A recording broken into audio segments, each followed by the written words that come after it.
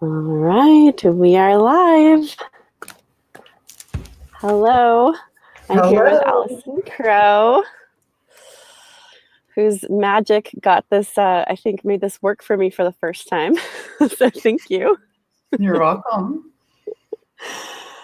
So Allison is my coach right now, and she also is the master teacher for the monthly membership offering, which is called Becoming the Gift You Are, and enrollment is now open for the summer session.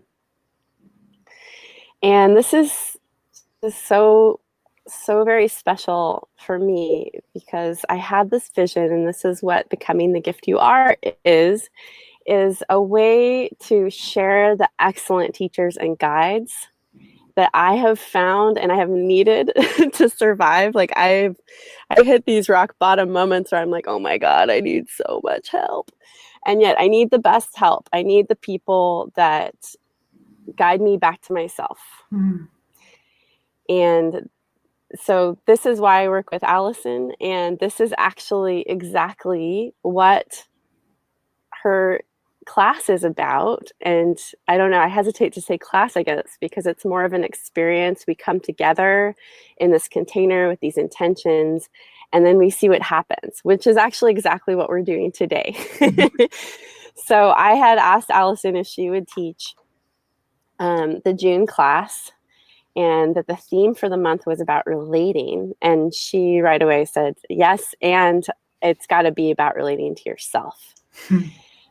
So Allison goes by, she's your favorite life and business coach. I love that. And there's room for many favorites in my world. And I feel so blessed by you and your work.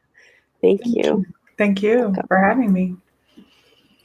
Is there anything you would like to say about who you are or what's going on? I love that. So I just started telling myself one day and signing off on things like love your favorite life coach. And I just answered a question that was posed yesterday in my leadership group that said what would you do if you knew you couldn't fail? And I said that I would drop all the business coaching. And I love business. I am a generalist business teacher, but I got off the call today with a really mogul-y businesswoman, and my heart just exploded for the relationship to self. I call myself a recovering overachiever. So somebody who performed and created and excelled and succeeded. And when I really examined why, is because I just wanted to be loved. I wanted to be enough and wanted to be. I'm also a recovering people pleaser. And over the last 13 years of coaching, I've had this amazing journey of becoming me. And it has made for a better life and better work. And there's no one right path. And I think in the context of our session today, the relationship with self, we're told from such a young age that doesn't matter. And so there's so much conditioning to unbecome. And learning how to become, I call it self-centered. And being self-centered is the most giving thing I can do to anybody in my world. And it's why I am taking a stand for the phrase life coach, which gets a lot of bad rap or cheesy, or Stuart Smalley making fun of it, those kind of things. But if we're alive, we've got this stuff going on, and to be a facilitator and a partner and a holder of that for people is like, seriously, I get paid for this and it's fun and I like it. I won the lottery of life. Mm-hmm. I am so appreciating your pace right now. Oh, feels so nourishing to me. And I when you said, "Oh, if I knew I couldn't fail, I would drop the business part." Did you have a panic And attack? no, I was actually remembering how often with my amazing coaches and teachers that when I come looking for strategy and answers, and you do this to me, you turn me back to myself. And you know, I'm recalling when I was working with Gary Mahler, getting on a call with him and being like, okay, today I want to like about my business. I need to solve this and that. And then I would just kind of like, by the end of the call, I was like, what happened? And my mind gets kind of pissed sometimes, like, fuck, I need this answer. I need this solution. I need this strategy. And oh, that messed up my whole view there. And yet that's not really ever the answer. I love learning. I love information. I love science. I love knowledge. I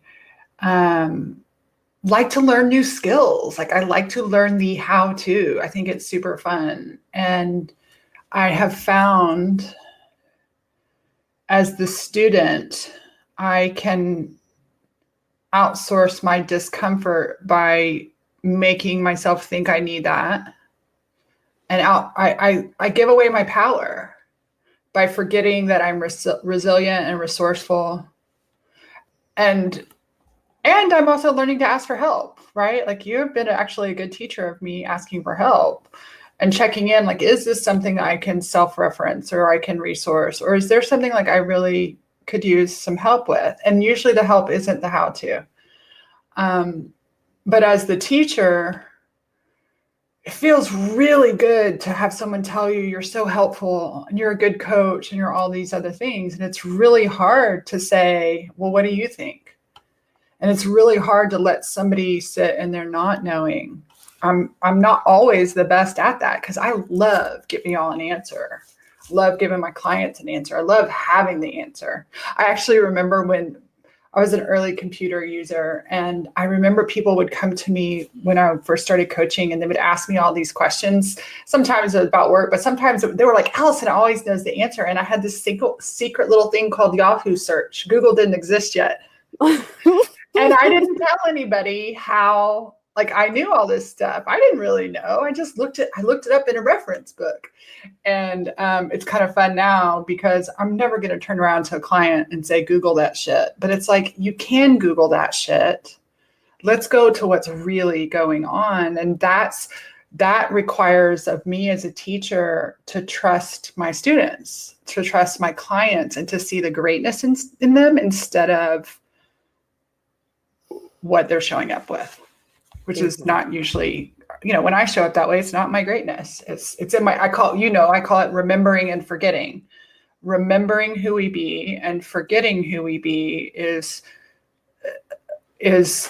beneath it's our human self, but it's even lower than our human self. Like we're human and we're spiritual. And there's nothing wrong with the human aspect, but then we get into our small human self. And I'm here to help people remember their big human self and begin to practice that and become that. And when I reached out to you and said, oh my gosh, you have a membership, like, I think I want to do it, but I wanted to warn you about who I am. And you hopped on a call with me real quick, and I told you about this program, Becoming the Gift You Are, and you're like, oh, I love becoming. And I was like, it's a thing. Yeah, it's a thing. And of course, Michelle Obama's book, Becoming, I have not taken it in yet. But I love the way that these themes just like run through. And I think that's the confirmation, really. I mean, sometimes that's all we get. Mm-hmm. And like in a day like today for me, and I often find that, when I'm in a flurry, that I'm like picking up on some collective energies. like I told you before we got on here, like I feel windy inside and it's like literally windy outside. Right. And so like we can have these kinds of mirrors saying like, yeah, you are you are where you are, and you know, this part of your experience is true, but then there's all these stories we tell about it. And what does that do? I think it takes us out of presence. It takes us out of ourself, because we Mm-hmm. go from being in ourself to being in the story. And being in the story is always windy. It's always tumultuous. Or on the other hand, it might be absolutely deliriously wonderful, but we're still missing something. We're still Mm-hmm. not in ourselves. And so what I love, like even about windy, you can notice the fact, the true fact, the circumstance, the scientific fact that outside you, it is windy. Mm-hmm. You can have all kinds of circumstances in your day that have touched various thoughts and feelings and emotions and, you know, stories that we make up about time, whatever it is that causes the windiness inside. But when we relate to ourselves, I call it being the noticer. Notice, oh, I'm windy. It's okay. And we don't judge it. We're just windy. I'm just feeling a little weebly wobble. We've been saying weebles wobble and they don't fall down in the group lately. Like I'm a little wobbly today. And what if I didn't judge it? Then it just is. And we come even more back to center. But the traditional way, the cultural conditioned way is to A, judge it, and then B, do something about it after we dramatize it.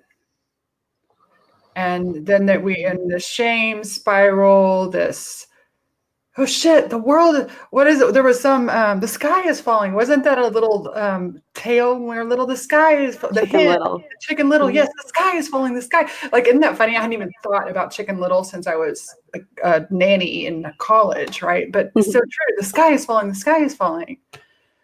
And we've had tornadoes in Texas and Oklahoma. So literally the sky is very tumultuous right now. That's a scientific fact.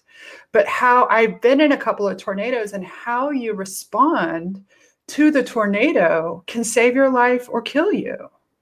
And if we respond in drama, we're gonna miss the self wisdom of how to be safe and protect ourselves. I mean, sometimes Mm-hmm. nature just happens too, and we're screwed. But right, like it's an interesting analogy. The sky is falling. The sky is falling. Well, is it really falling? Uh-huh. Yeah, a really interesting thing just happened. I just reached over and I turned off the lights on my car. And it's like all the things that I've been distracting myself with, like and here's something that would like create more wind in my day, right? If my battery dies. And so listening to you and taking that in, like my hand just reached over and like sure enough it was on and it just turned off. Right. Like all of a sudden, when you slow the vibration or the stimulation, I'm very big into noticing stimulation and how, because we live in such an overstimulated world. And so often we want to change the stimulation instead of changing our response to the stimulation. I've set up some things in the program that are a little overwhelming. And part of me, like, the wise businesswoman says, take them away. But the Buddha in me is like, leave the complicated shit. Let people figure it out. I don't know why it has that weird accent.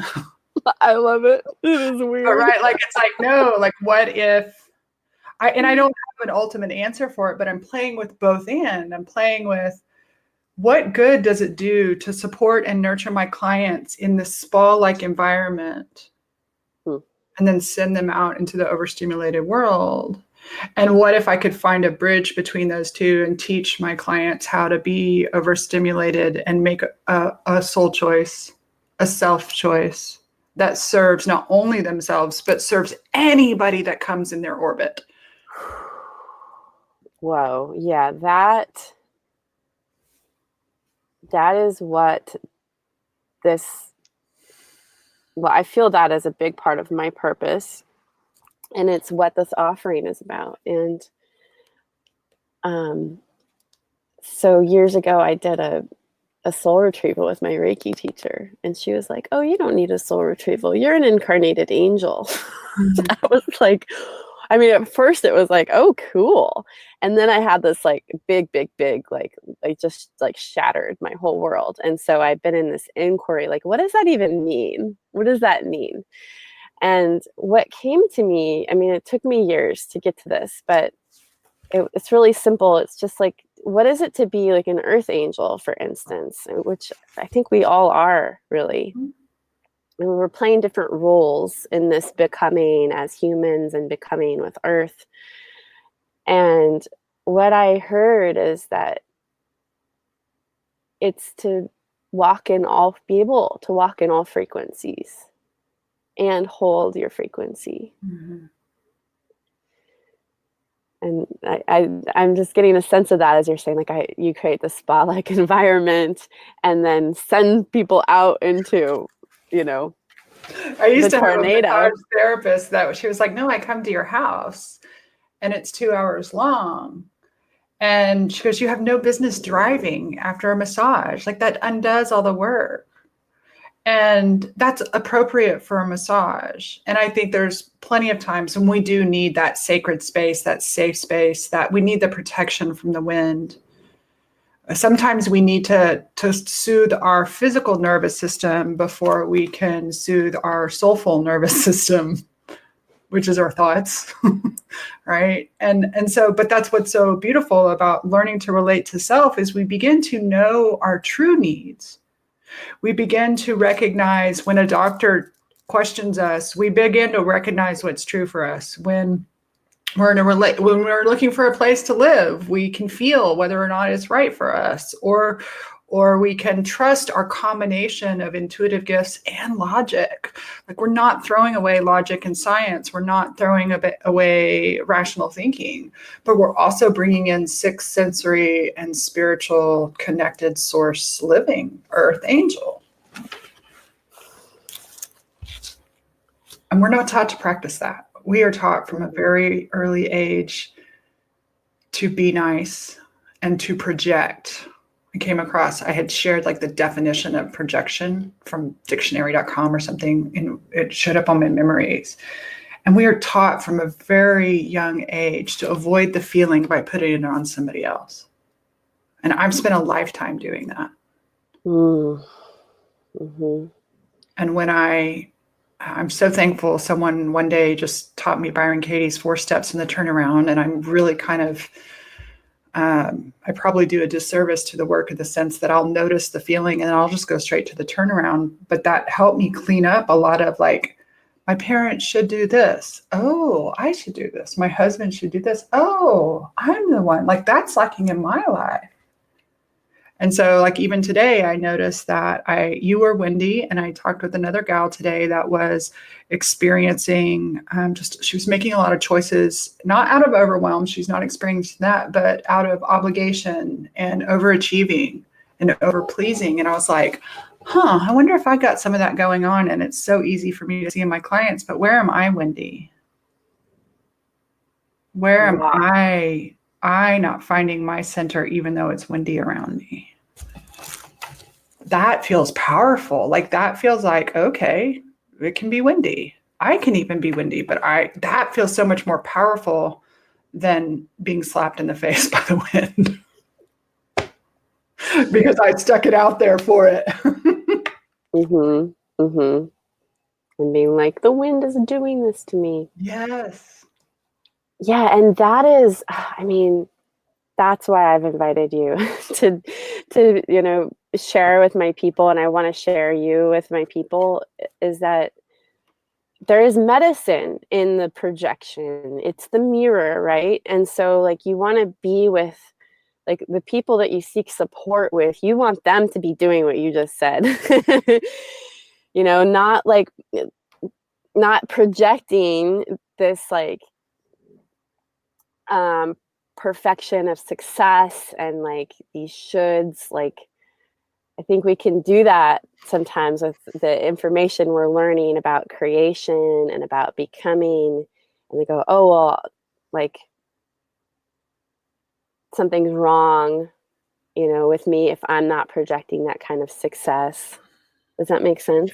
Well, it makes perfect sense. I mean, this is part of the overstimulation. Not only are we overstimulated, but we're overstimulated with what the algorithms and media wants us to see.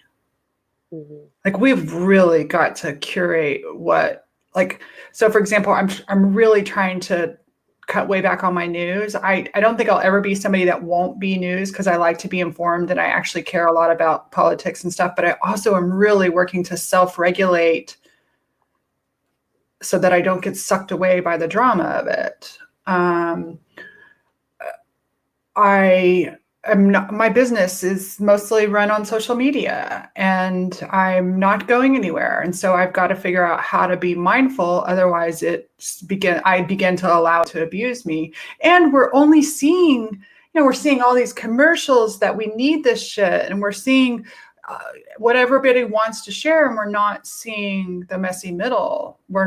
Even as a personal development coach, one of the things I'm doing is rewriting my opt-in, because I'm using one from 2013, and it's a feel-good booklet, and I'm going to add a whole section on how to feel bad, because we haven't been taught how to feel bad.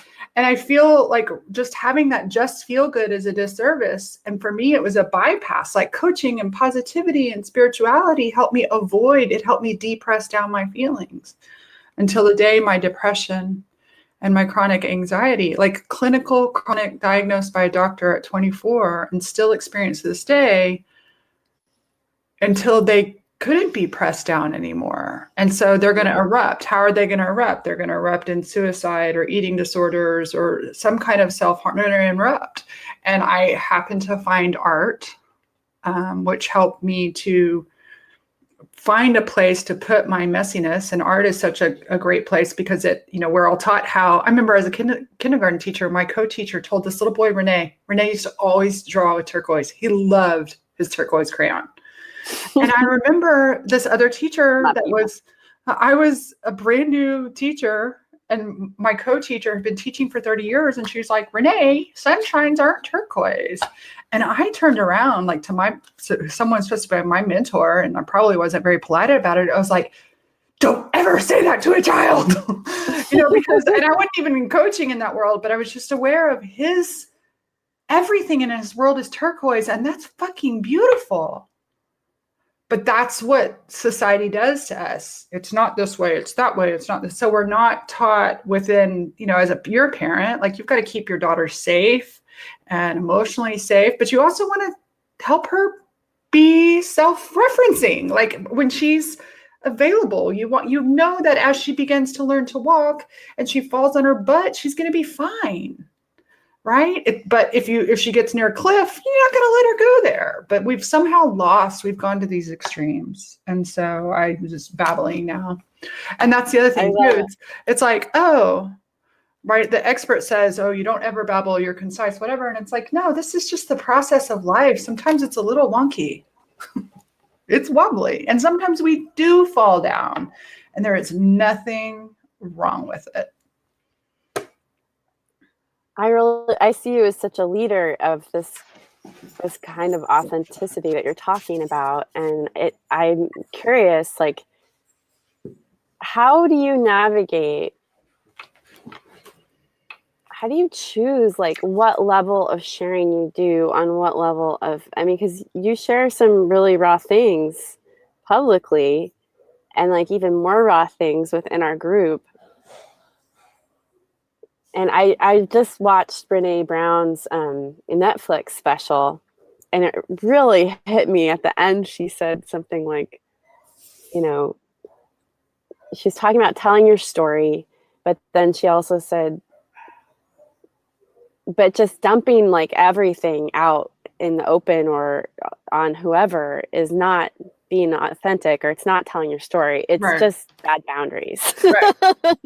It's just having no boundaries. And I was like, oh, that was like a big check for me, because I sometimes feel like my story is like, I just like want to tell it, and I just want to release that pressure, and I'll be willing to do it like to the whole world. And in my human design, I'm also a universalizer. So that is part of my nature. But so what do you do with that? How do Yeah, you so navigate what I you share? give that stuff to my journals.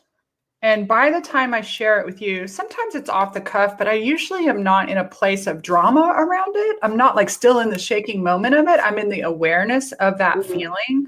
I also don't need y'all to fix it. So I'm Mm-hmm. not sharing. I'm actually very present to the fact that I'm sharing these things because I wish that I had a leader that had told me this truth. I wish Yeah. that a leader had shared this side of their inside of their coat as a resource for my sanity, because I would see leaders that looked a certain way on stage, but then behind the scenes it was very different and my brain couldn't make sense of it. And so I remember the first time, like I shared, I was on a coaching panel and there was a room full of coaches. I don't even remember what the question was, but I shared, yeah, I struggle with depression. This was when I was really struggling with depression. And after that session, I had a line of 100 people wanting to meet me and talk to me. It was like the first time I felt a sense of fame. And Brene Brown wasn't out yet. I wasn't thinking about being vulnerability. I knew my boss was mad because I'd share that. And she told me later I never would. But people said that helps. And I heard that helps. I didn't hear you're so special because you have depression. I heard me too. And I heard, oh, if you can do it, so can I. Let's do it together. Let's be real together. And what's amazing so depression helped me to get to know myself, and knowing and being sensitive what's circumstantial, what's clinical, what, like being a noticer and aware instead of just the experiencer of my emotions, noticing them helps me really discern. And so not usually, always when I'm sharing with y'all, if I need something back, I go to my girlfriends or my husband or my coach. Like Mm-hmm. does that make sense? Because y'all are my Yeah. clients. I'm not going to just dump it on you. And I think I know that it is helpful for y'all to see, like, wow, I woke up this morning, I was feeling really anxious. Here's how I resolved that. Or I'm still in my anxiousness and I don't need to be fixed, but like you said today, I'm windy. Okay, great. Let's have a windy call. Right. And that's the other thing is that one of the ways, my friend Stacy, not Stacy Nelson, my friend Tracy Lee says better out than in. So what is the right channel to put it out? I have a lot of weird stuff in my journals. I have a lot of drama, but I usually have about 3 sentences of drama before it begins to gently compassionize and course correct. Mm-hmm. Mm-hmm. And those are practices that I think anybody, like anytime you have a story you have to get out and tell it to yourself. Like record a video that nobody else can see. Or I love journaling. I love the hand to paper. There's something cathartic about that. And what happens for me is that spirit comes in and reminds me who I am. And then it's not channeled writing. I am beginning to channel my true self, which is Allison, you are love. You are presence. You are breath. Everything is working out perfectly. It's okay to feel these feelings. Of course, you're anxious. We talk in the group. They're their anxiety. I see you. They're their doubt. I see you. And so I've learned to self-soothe. And other people are able to witness it without feeling compelled to fix me, which is another nice one, because I can't stand when you share something and then everybody's like, oh, I have the magic ingredient, or this, I can fix that for you. You don't understand. If I fix it, we'd be so fucking perfect. You couldn't handle me. So let's just leave it a mess. Mm-hmm. Mm-hmm. Oh my goodness. There's so much. So the short answer to your question is I journaling, love right? Journaling and just practicing awareness, self-awareness instead of self-judgment. And my major takeaway from that is that like you weather the storm yourself, And, you know, if you need to go outside of yourself, you have those channels that are trusted, you know, which is like very much about what becoming the gift you are is, that it's a place where you can come and have some peers that are going through their own stuff, right? And we're practicing boundaries and we're practicing our gifts. And it's a space where you can make mistakes, you know, and you can fuck up. And like, that's why I have coaches. And that's why I'm in your group, you know, and I've never been in a group as large as yours. And so it's a new level of experimenting for me to, you know, and I pause. There are things I don't share with your group that I shared in my group with Kendra of like 8 people, you know? So it's like recognizing like what can actually handle, you know, and send you back to yourself. And then when you, when you're through that flurry or that storm, and you can then harvest the wisdom from it, and then show, and then it's like being available to be a mirror for others. It's like you can see this and notice the matches, and use that for your own process. Well, and the more I can not only handle, but love and see myself, when I can give myself that from which I want from the rest of the world. Like if I want for me, a big one was approval. A big shift for me was learning to trust myself. I used to really want Bill to trust me. And then I realized, oh, I need to trust me. That was a monumental cataclysmic shift in my life.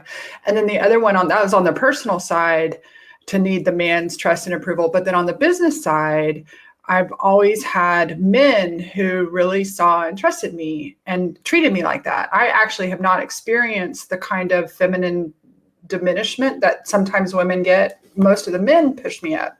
And the women that were my greatest teachers were the ones that would not give me approval. And I'm so glad they didn't, because as I give myself the approval, the self-soothing. Now, I'm not saying isolate. I still don't think we need to do it alone, but it was my journey. Oh, I can give myself the acceptance. Usually that's the other thing. It's like, oh, I can accept this messiness. I can share it with anybody. Like I always have these mental, I don't know if they're fantasies or ideations. It's like, oh, if I were a politician, which I don't have any desire to be, somebody's going to find out about the time that I slept with a married man. And I never thought I'd be the person that slept with a married man. It's not my favorite thing to admit that I've done. But if I can accept and see in my story my decisions and my experience, and I can love myself, even though I made a mistake that I wish that for me, I wish I hadn't. But if I can still love and respect myself, and then anybody in the world can know my dirtiest, darkest secrets. I shared with my niece, she's 16. No, she's 15. She's about to be 16 this summer. And she's an artist. And she put out on her little Instagram page for her peers, which I follow. And she said, do you have anything you regret or that you feel shame around? And I wrote back and I said, well, I have a few things I wish I hadn't done, but I don't actually feel shame or regret. But yeah, like they were bad decisions. And I'm just not carrying the heaviness of shame. I said, do you want them for your art project? And it feels weird to tell my niece that one time in between my marriages, I accidentally fell for and had sex with a married man.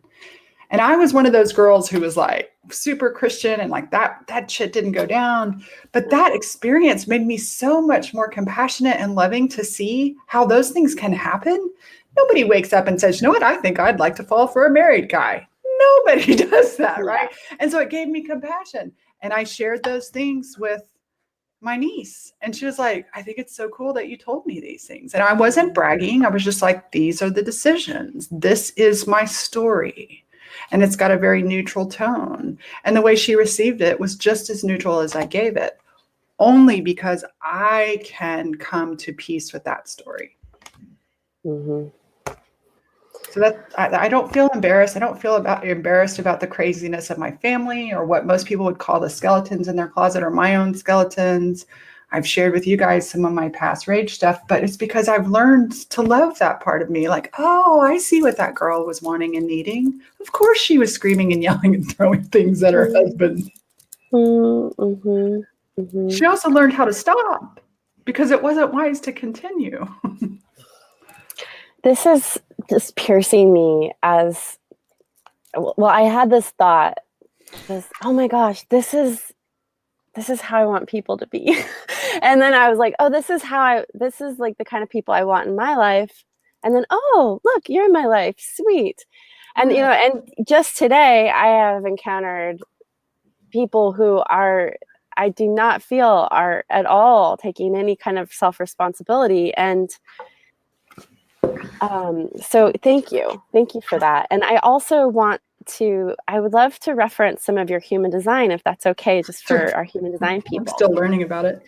Because I'm a projector, and I just like nerd out when I see someone living their design. And so there's like just a million connections. I couldn't even list them all, but I do want to say that Allison is a manifesting generator, and she's a 4-6. So that's an opportunist, which is about networks, and a role model. And so you can just see, like, I mean, everything you're talking about, I'm getting chills just recognizing this, is that, you are being that role model, like you're saying, like showing the inside of your coat and how you wanted that, and you recognize that, and you are becoming that yourself. You are offering that to others. Like, you can look at me, and you can use me to reference your life. And then the network part, and as we're talking about relating today, like, how beautiful is this? Like, the networking role model. We're talking about relating, and you're like, it comes back to this. It comes back to how you be with yourself to relate to others. Mm-hmm. And I want to just say hello in the comments here. I see we've gotten some good hellos from our people, some soulies. Yeah, souly shout outs. And hello, Dave. And PJ says, I've been fighting this battle off and on since I was in junior high school. Thank you for sharing your story, Allison. Yeah, and hi, Annie. Good to see you. I'm glad you're loving this. So we're going to come to a close pretty soon, and I just want to put it out there if anybody wants to ask a question. Well, and I'll check in with the comments as we continue in conversation here. I love being asked questions. I learned that from my human design sessions. I had one with another colleague and one with you, and it was like, oh, my type loves to be asked questions. And I love to create and think, but sometimes people asking me the question, some of the best clarity comes out. And then I had another thought for you as you were talking about your day, encountering people that aren't taking responsibility. One of the things that has also, as a part of this self-reference, is when I get tangled in that and bothered by it, that's on me, not on their bullshit. And so I always say, oh, people have the right to be assholes. Oh, yes. And it sounds so cool, but that's my little mantra. It's like, I'm an asshole. They have the right to be assholes. I don't have the right to be asshole. How am I? The way I really learned this one is, it used to drive me nuts that my husband was so complaining, but then I was complaining about his complaining. Yeah. And I was like, oh, that's not going to work, because now it really is the epitome of I'm pointing my finger. And sometimes it's not even projection. We've just been taught to be bothered by the whole world. And wouldn't it be nice if people were assholes? And there's a time and a place to stand up for it. But most of the assholeness of the world, if we didn't pay so much attention, it might go away, like the everyday assholeness. And it's like, yeah, they have the right to screw up their life. They have the right to screw up their money. They have the right to scream and yell at me, and I have the right to walk away. And I think that really, what's striking me about that right now is that it's actually just saying to us, it's not for you. Mm-hmm. Like, we don't have to go into it and fix it. Like, if it's guidance, like the person I was talking to today, and I did end up being an asshole. Like, way beyond like what I very rarely go there, but I did explode on this person. And also I probably am having an intuition that route and why I'm talking to them is not even, it's just not even my business. It's not part of my life. And I'm like telling a story that it has to be, or that I have to. Yeah, it doesn't. And life is checks. going, Yeah. fuck no. I said no, like get out of here, scram, Right.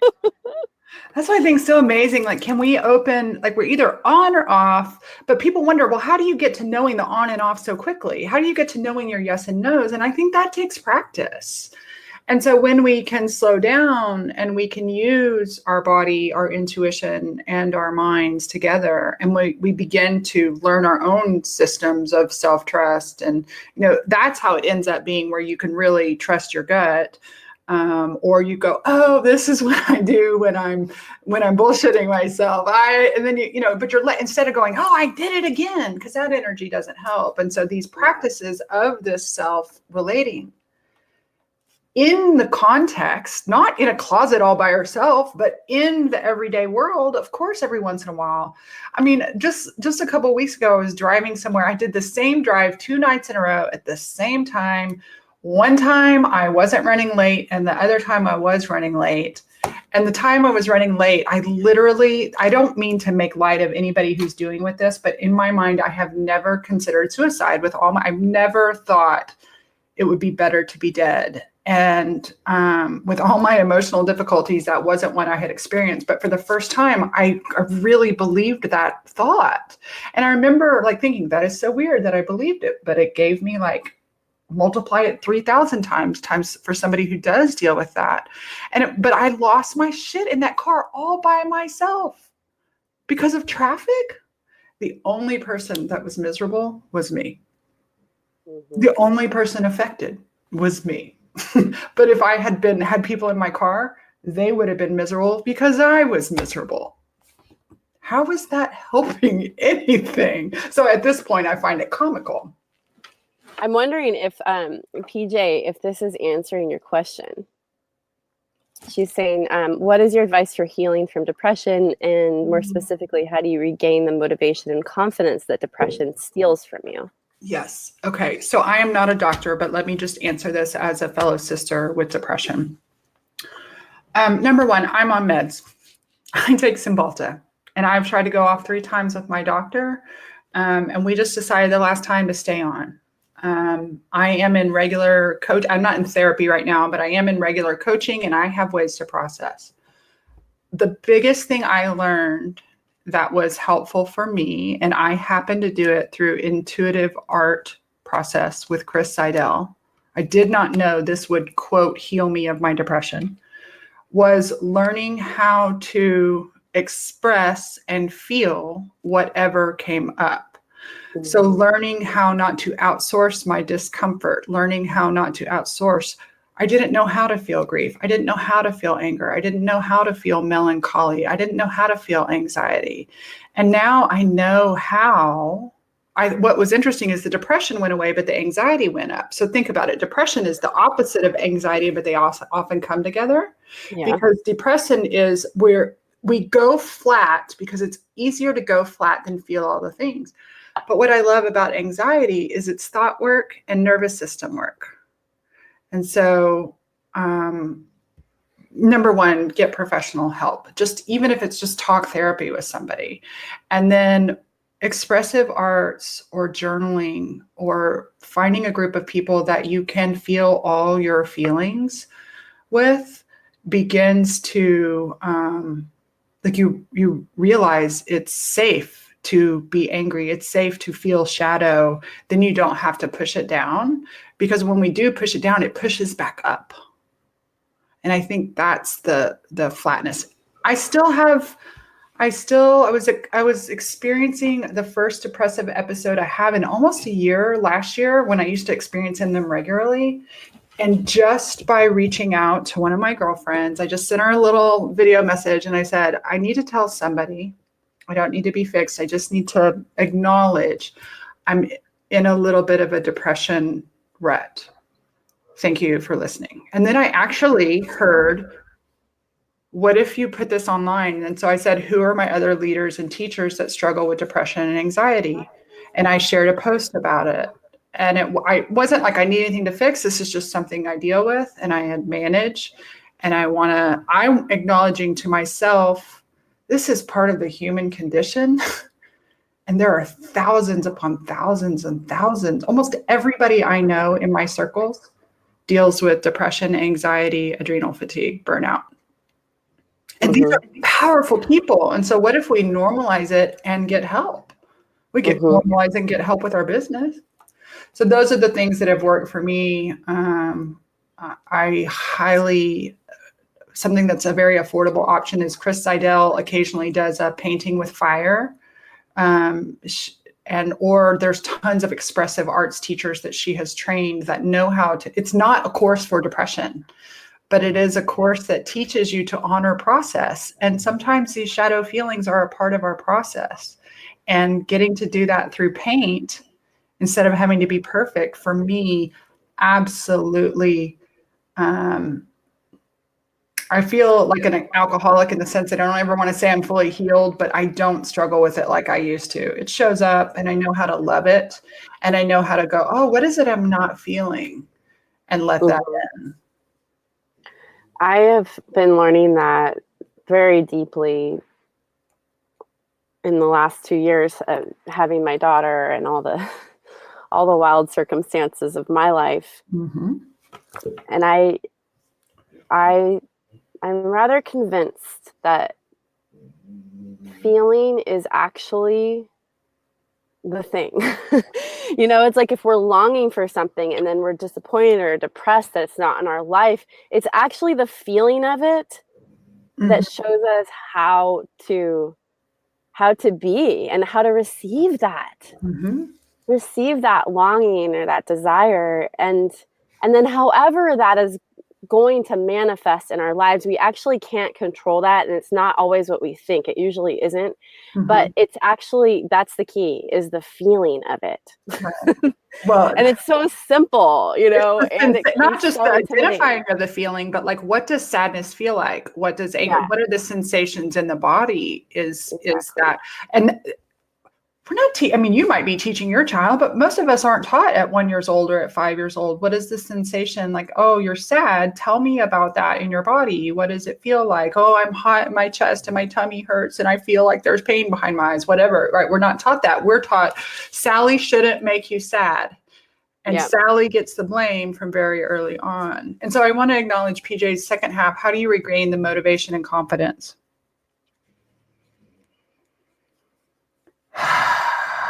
I have a mantra that I just say there is ebb and flow, and the flow always comes back.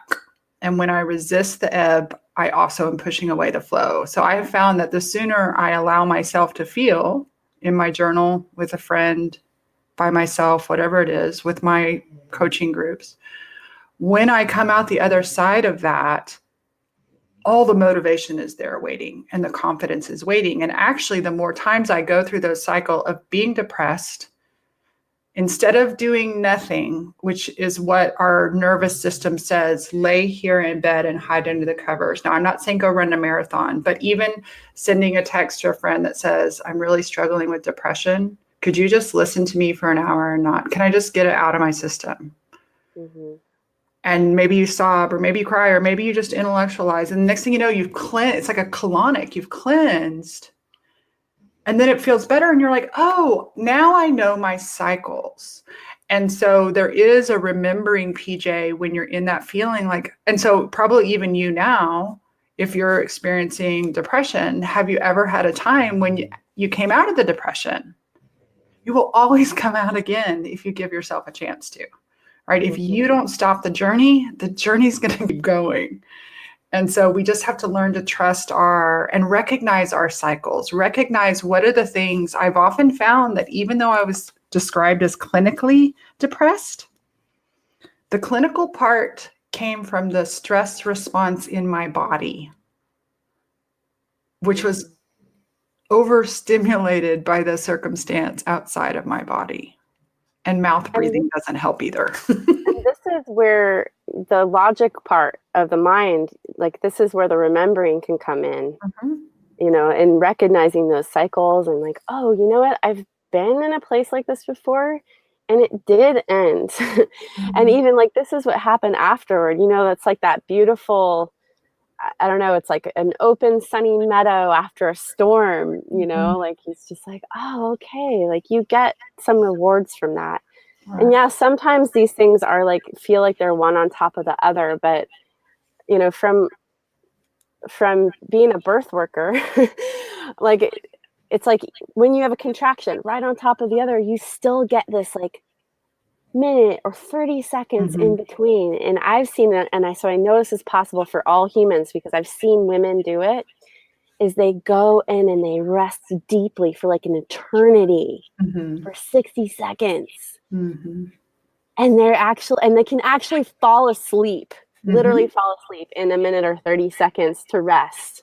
And that's the body fully taking over. Right.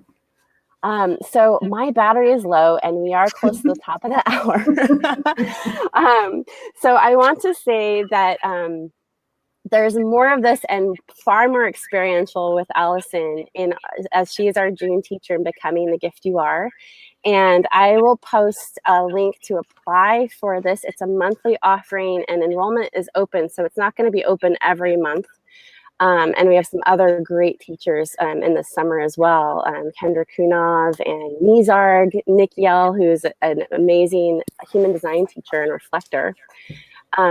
So it's $144 a month. There's also a scholarship available. You can absolutely ask for that on the application if that's something that supports you, which is 50%. And please feel free to continue the conversation in the comments here. I highly recommend following Allison and checking out her work. And wow, thank you so much, Allison. I love you, and I so appreciate you for, you know, the frequency that you're generating on the planet, and that I get to be a part of that. Thank you. Thank you for having me today. And I'm looking forward to carrying on the conversation in your membership. It's an important conversation, and it takes time and practice to begin to implement into our lives. And let us all let it be a more gracious journey and gentle instead of being so hard on ourselves about it. Yeah. And we can do that together. We can. Exactly. And we are, and that's what we're creating. Exactly. Yay. Okay. Thank you. See you. Love you. Bye-bye. Love you too.